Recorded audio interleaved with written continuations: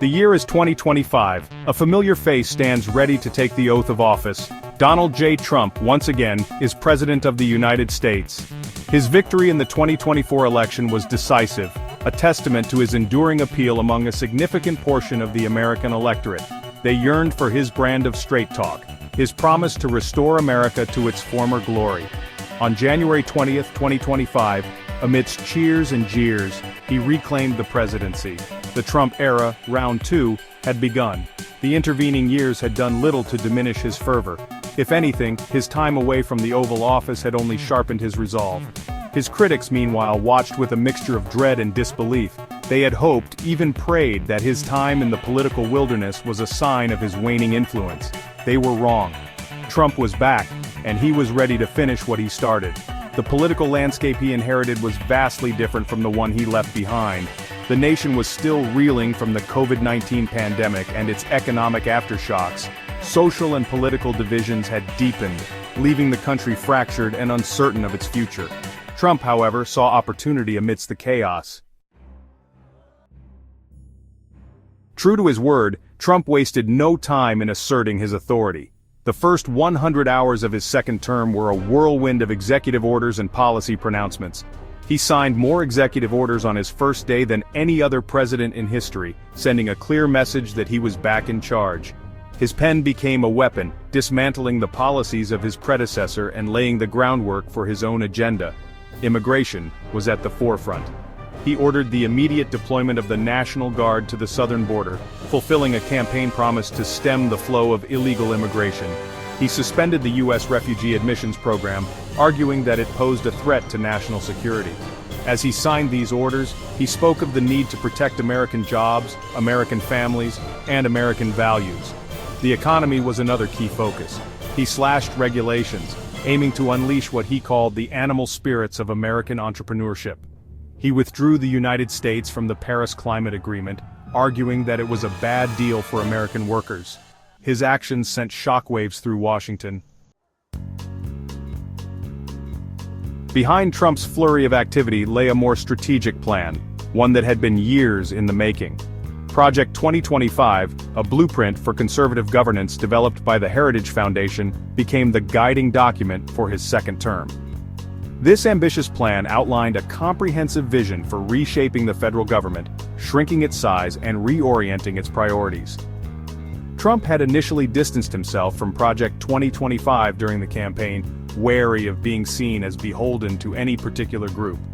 But once in office, he embraced its core tenets. He appointed key figures associated with the project to prominent positions within his administration.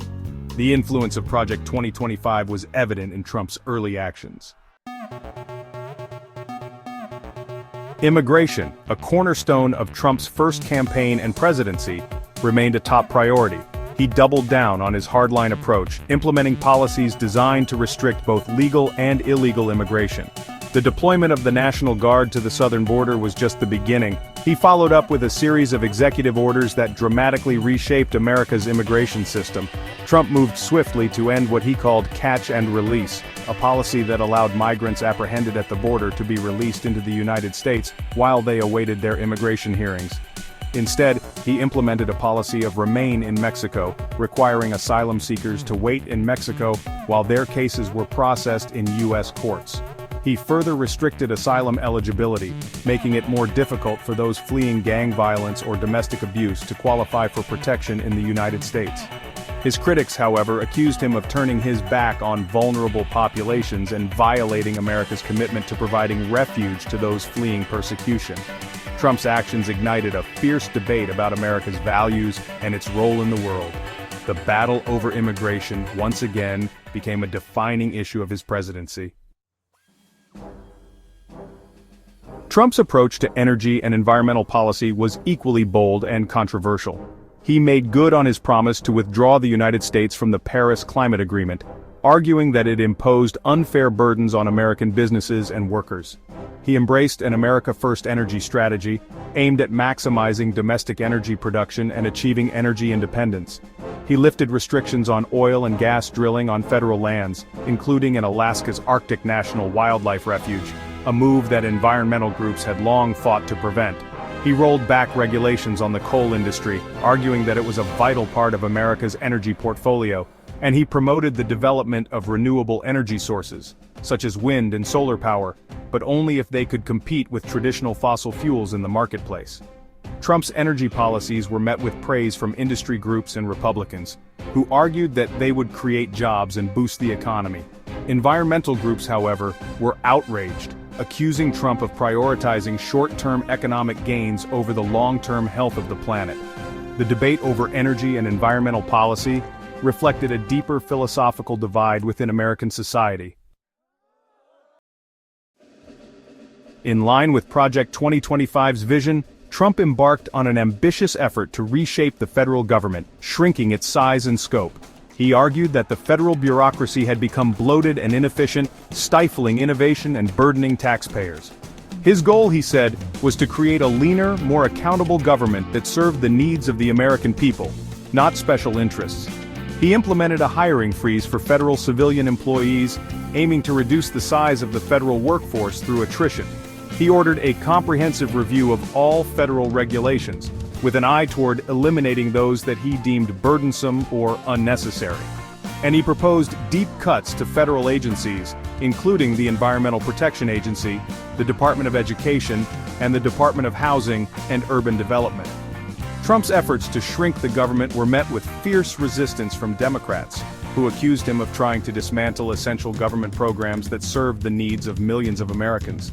Republicans, however, largely applauded Trump's efforts, arguing that they were long overdue. The battle over the size and role of government, a perennial issue in American politics, was once again at the forefront.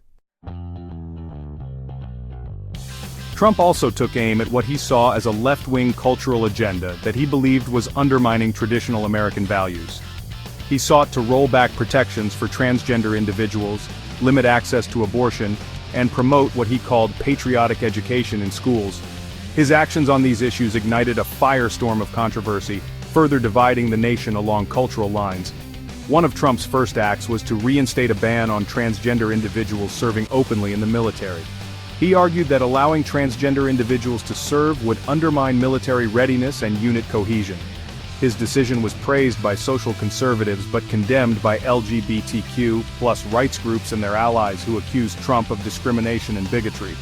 Trump also took steps to restrict access to abortion. He reinstated the Mexico City policy, which prohibited U.S. foreign aid from going to organizations that perform or promote abortions. He also appointed conservative judges to the federal bench, hoping to secure a majority on the Supreme Court that would overturn Roe v. Wade, the landmark ruling that legalized abortion nationwide. His actions on these issues galvanized both sides of the abortion debate. In foreign policy, Trump continued to pursue an America First agenda, prioritizing what he saw as America's national interests above all else.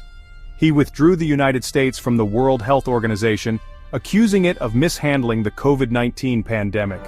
He took steps to reduce America's military presence in the Middle East, arguing that the United States had been bogged down in endless wars that did not serve its interests. He also sought to improve relations with Russia, meeting with Russian President Vladimir Putin on several occasions. His efforts to forge closer ties with Russia were met with skepticism from both Democrats and Republicans, many of whom viewed Putin as an adversary. They accused Trump of being too cozy with the Russian leader and ignoring Russia's human rights abuses and its interference in democratic elections around the world. Trump's foreign policy was often unpredictable and unorthodox. His approach to foreign policy, like his approach to domestic policy, was deeply divisive. Donald Trump's second term began as his first had ended, mired in controversy and division. His supporters hailed him as a strong leader who was not afraid to challenge the status quo and fight for what he believed in. They applauded his efforts to shake up Washington, reduce the size of government, and restore American greatness. His detractors, however, were horrified. They saw him as an authoritarian figure who was eroding democratic norms, stoking racial tensions, and putting the country on a dangerous path. They accused him of being unfit for office, both temperamentally and intellectually, and they vowed to resist his agenda at every turn. As Trump settled into his second term, it was clear that the deep divisions that had come to define American society were not going to heal anytime soon. Only time would tell what the ultimate legacy of his presidency would be.